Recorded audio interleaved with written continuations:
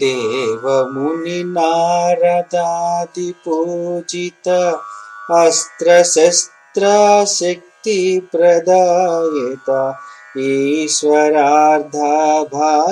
लोकार्पिता Talli Kameshwari